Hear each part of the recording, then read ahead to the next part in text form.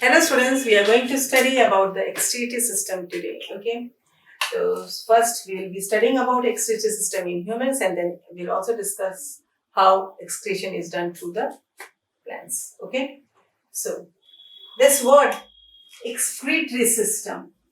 Okay, why is excretion so important?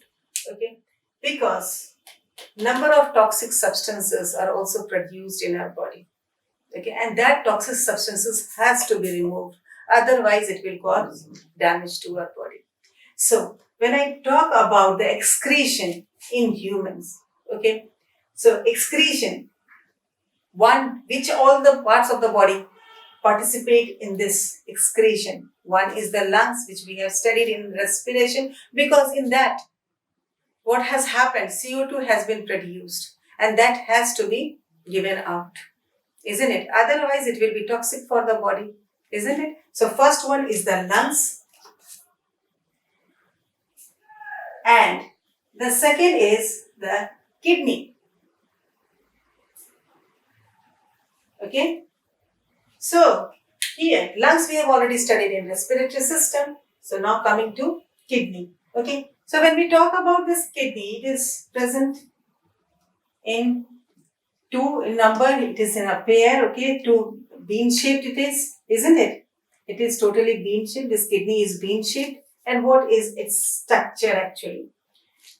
Here you can see the renal artery, the renal vein. These are the finer ones of the artery and vein, because here the main one, if we talk, it is the dorsal aorta and the inferior vena cava. This only becomes, when it moves towards the kidney, okay, it becomes thinner, thereby forming renal artery and renal vein. When we are talking about this renal, it means it is involved in with the excretory system, that is the kidney. Okay, so this kidney, it consists of number of nephrons. Okay, what does it consist of? Nephrons. Number of millions of nephrons. These are basically the basic unit of the excretory system. The nephron is the basic unit of the excretory system. Okay, now this kidney, you'll see that here, from here also and from here also, both the sides, we are seeing a tube-like structure that is known as ureter. Okay, and that tube-like structure is connected to urinary bladder. Okay, and here this urinary bladder, then it moves on and it opens with urethra. Okay, now as I said to you all, nephrons, okay, are the basic unit of the excretory system. So we will be studying about the nephron in detail. Okay, so when we talk about the structure of the nephron, this one is the structure of nephron. Okay, so what does this nephron consist of? First, let us study about the structures. Afferent arteriole, efferent arteriole, glomerulus, Bowman's capsule, proximal convoluted tubule, loop of Henle, distal convoluted tubule, collecting duct. Okay, so these are the parts of the nephron. Now let us study how it is doing and what are their functions.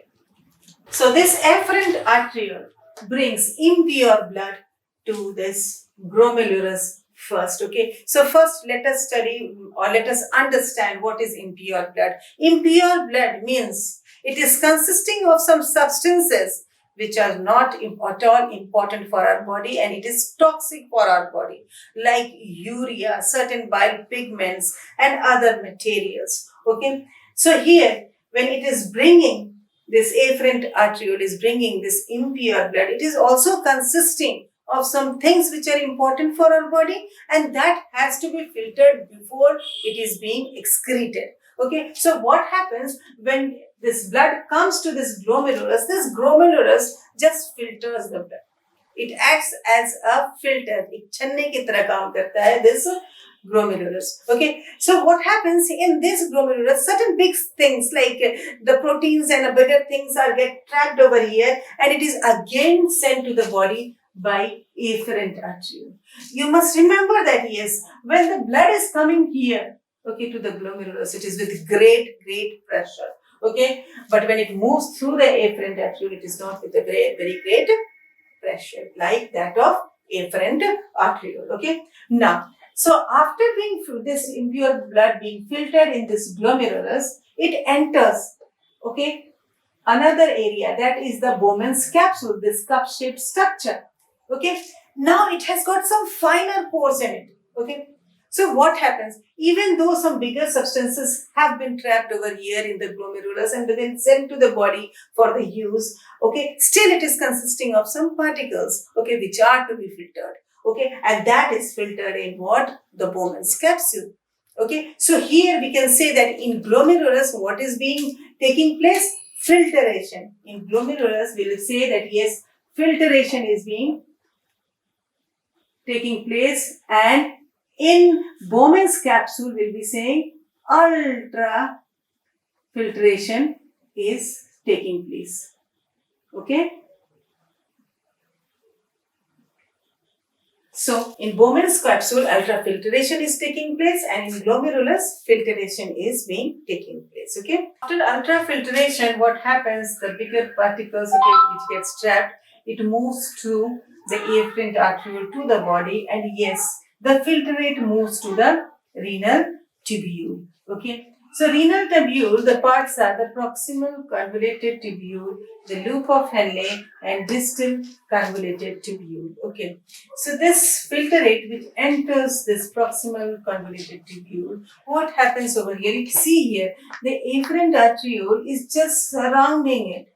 Okay. So here, the filtrate which has passed through this renal tubule, okay, it is consisting of toxic substances like urea and all, but it is also consisting of some important substances also like glucose, okay, there's some salts, okay, so this should not be excreted out. So what happens over here, as the concentration of the sugar and the salts are over here more, what happens? It is important for the body also, so it moves to this afferent arteriole, it diffuses to this afferent arteriole, and then this and some water also is absorbed over here. Okay, now this water, this consisting of other toxic substances also, now it moves to what? Loop of Henle. So what is the function of this loop of Henle? This is this U-shaped, okay, loop of Henle. It is the maximum absorption of water takes place in loop of Henle. Okay, now after that, water with the toxic substances like urea, bile pigments and other, okay, moves on to the distal convoluted tubule. So what is the function of the distal convoluted tubule now? Actually, it secretes some hormones, and here it sees whether how much water is to be released out. Suppose if the water in the body, there is a shortage of water, okay, what will happen? Now the urine or the substances which has moved from the loop of Henle to the distal convoluted tubule, what happened? From that, which is if it is shortage of water is in the body, from that what will happen? More amount of water will be absorbed. Or if you think that yes, if the body is consisting of tremendous amount of water, so what will happen? Now, what distal convoluted tubule will do? It will just take up the water for the excretion. Okay, it will not absorb more of the water. So this depends that what is the condition of the body, and that is decided by this distal convoluted tubule. Okay, that yes, how much water should be released out according to seeing the situation of the body. Okay, so now after that, this whole water with the toxic substances move on to the collecting tubule, which is now basically now this whole water with the toxic substances is now called what? Urine. Okay, so this moves on from the collecting tubule. Okay, I'm going from here, so you can see it has got branches. I'm going from this figure to this figure over here. These all, I said to you all, it is consisting of number of nephrons. Okay, so this is only one nephron. Okay, but all the nephrons are bringing this urine. Okay, and they are just deposited at a place. Okay, from where you are seeing that it is a ureter is starting the tube-like structure. Okay, it is joined to that, and that brings that urine, okay, to the urinary bladder. Here this urine is stored for some time, and after time to time, okay, it is released through urethra. Okay, now we are seeing that yes, the color of the urine is yellowish color. Okay, why? Why it has got the yellowish color? Because it consists of the bile pigments. Now, actually, what happens when we talk about the toxin or the excretory product which is basically produced in our body is ammonia. Okay, so in human beings, what this ammonia is very toxic. Okay, it needs tremendous amount of water to be excreted out. Like if we talk about the aquatic animals, okay, they are taking tremendous amount of water, so they excretory product is also ammonia only. But when we talk about the human beings, what happened? They can't secrete this ammonia as it is because that much amount of water is not in the body. Okay, so what happens? The function of the liver comes over here. This liver changes this ammonia into urea. Okay, and then that is secreted out. Okay, so this urine also consists of the bile pigments also. Okay, now when we talk about the birds, what happens in the case of birds? Their excreted products is totally reduced in the reduced form, in the form of uric acid, because the water there it is being released is very in a very small amount. Okay, so this is decided that yes, how much water is in the body as the and that decides the excretory product of the animal. Okay, students, you have heard about the term dialysis. Okay, what is this actually?